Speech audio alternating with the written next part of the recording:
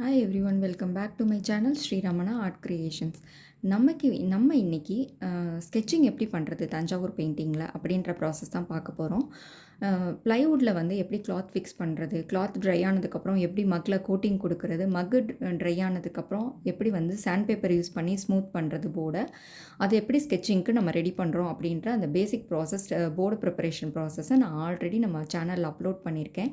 பார்க்கலன்னா அதை பார்த்துட்டு இந்த வீடியோ பார்த்திங்கன்னா உங்களுக்கு ஒரு கண்டினியூட்டி கிடைக்கும். அதோட லிங்க்கை வந்து டிஸ்கிரிப்ஷனில் உங்களுக்கு கொடுக்குறேன்.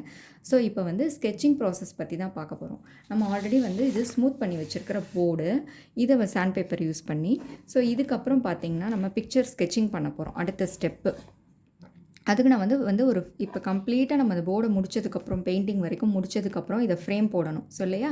ஸோ அப்போ வந்து இனிஷியலாக என்ன பண்ணணும்னா, அந்த ஃப்ரேம் இதில் ஃபிக்ஸ் ஆகி நிற்கணுன்றதுக்காக 4 சைட்ஸும் நான் வந்து ஒரு சென்டிமீட்டர் வந்து நான் 4 சைட்ஸுமே நான் வந்து ஈக்குவலாக போட்டு பார்டர் லைன் போட்டு வச்சுருக்கேன். இதுக்கப்புறம் பார்த்திங்கன்னா நான் வந்து உள்ளுக்குள்ளார தாஞ்சூர் பெயிண்டிங்னாலே வந்து ஸ்டோன் ஃபிக்ஸிங் பண்ணுவோம் நம்ம. ஸோ அந்த ஸ்டோன் ஃபிக்ஸ் பண்ணுறதுக்கு இன்னர் சைடில் இந்த மாதிரி வந்து 5 mm 6 mm 7 mmன்னு டிஃப்ரெண்ட் சைஸஸில் நம்மளுக்கு ஸ்டோன்ஸ் அவைலபிளாக இருக்குது. Red and green, mostly border நம்ம கொடுக்குறது வந்து ரெட் இல்லைனா க்ரீனில் கொடுப்போம், இல்லைனா ஒயிட்லேயும் கொடுப்போம் நம்ம. ஸோ அந்த மாதிரி கொடுக்குறதுக்கு நான் வந்து அதுக்கும் ஒரு சென்டிமீட்டர் போட்டு வச்சு நான் வந்து உள்ளார இன்னர் சைட்லேயுமே வந்து நான் வந்து 4 சைட்ஸுமே 1 சென்டிமீட்டர் போட்டு வச்சுருக்கேன்.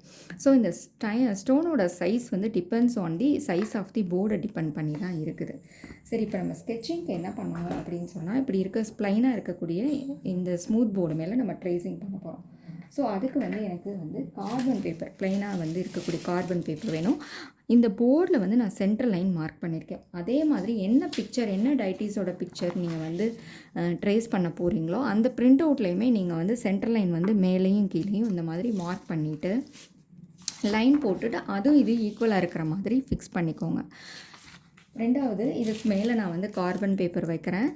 அதுக்கு மேலே இப்போது எக்ஸாம்பிளுக்கு உங்களுக்கு காமிக்கிறேன். அதுக்கு மேலே இப்போ வந்து இப்போ கிருஷ்ணரோட பிக்சர் பண்ண போகிறேன் அப்படின்னு சொன்னால் அந்த பிக்சரை மேலே வைப்பேன். இப்போ ஆல்ரெடி எனக்கு ரீசெண்டாக வந்து கஸ்டமர் ஒரு கிஃப்டிங், அவங்க ஃப்ரெண்டுக்கு கிஃப்டிங் பண்ணணுன்றதுக்காக எனக்கு வந்து ஜீசஸோட பிக்சரை வந்து கஸ்டமைஸ் பண்ணி கேட்டாங்க. ஸோ அதுக்காக நான் இதை ஸ்கெட்சிங் பண்ணி வச்சுருக்கேன். இதை மாடலை வச்சே உங்களுக்கு சொல்கிறேன் நான்.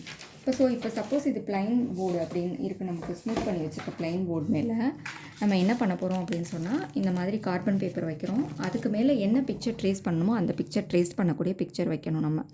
இப்போ போர்டோட சைஸ் வந்து 10x12 15x12 அப்படின்ற இன்ச்சஸ் கணக்கில் இருக்குது இல்லைங்களா? ஸோ அதுக்கு வந்து நம்ம அதுக்கு தகுந்த மாதிரி பிரிண்ட் அவுட் எடுத்து அது மேலே வச்சுட்டு பென்சில் அப்படி இல்லைன்னு சொன்னால் பென் யூஸ் பண்ணி நம்ம வந்து ட்ரேஸ் பண்ணணும். நான் மோஸ்ட்லி பார்த்திங்கன்னா இது வந்து ரீஃபில் தீந்து போனது இல்லைங்களா, அந்த பேனாவை யூஸ் பண்ணி தான் என்ன பண்ணுவேன்னா இந்த மாதிரி ட்ரேசிங் கொடுப்பேன் நம்ம. ஸோ அப்போ அந்த பிக்சரோட அவுட்லைன் வந்து இந்த கார்பன் பேப்பர் யூஸ் பண்ணுறதுனால அதோட இம்ப்ரெஷன்ஸ் நமக்கு வந்து கீழே தெரியும். இப்போ இந்த போர்டில் வந்து நான் வந்து சுற்றி பார்டர் ஸ்டோன் ஒட்டலை, மக் ஒர்க் தான் பண்ண போகிறேன். ஸோ அதுக்கு தகுந்த மாதிரி நான் வந்து என்ன பண்ணியிருக்கேன், 2 லைன் வந்து போட்டிருக்கேன் நான். ஸோ இதுக்கு வந்து ஃப்ரேம் உட்கார்றதுக்கான ஸ்பேஸ் விட்டுருக்கேன். ஸோ எப்பயுமே வந்து ஒரு போர்டில் வந்து சென்டர் லைன், அந்த ஸ்கெட்ச்லேயும் சென்டர் லைன் மார்க் பண்ணி 2 ஈக்குவலாக இருக்கிற மாதிரி மேட்ச் பண்ணி நம்ம பண்ணோம்னா வந்து நமக்கு வந்து பிக்சர் வந்து சென்டராக வந்து சிமெண்ட்ரிக்காக இருக்கும்.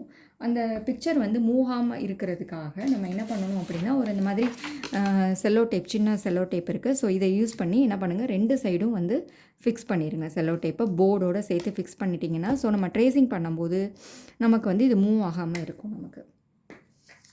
ஸோ இப்போ அதுக்கு தான் நான் வந்து ஸ்கெட்சிங் போட்டு வச்சுருக்கேன். இந்த மாதிரி தான் ஸ்கெட்சிங் பண்ணணும் நம்ம. இதுதான் வந்து நமக்குரிய 4th process, step process. So ஒவ்வொன்றுமே ஸ்டெப் பை ஸ்டெப் ப்ராசஸ் இல்லையா? ஸோ நெக்ஸ்ட்டு என்ன ஸ்டெப் ப்ராசஸ் இல்லைங்க அப்படின்னு பார்த்தா நம்ம வந்து தெரிஞ்சுக்கணும். நீங்கள் ரொம்ப இன்ட்ரெஸ்டடாக இருந்தீங்கன்னா கமெண்ட்டில் வந்து ஸ்டோன் ஃபிக்ஸிங்னு கமெண்ட் பண்ணுங்கள். ஸோ அடுத்து இதுக்கான வீடியோவை உங்களுக்கு அப்லோட் பண்ணுறேன். ஓகேங்களா?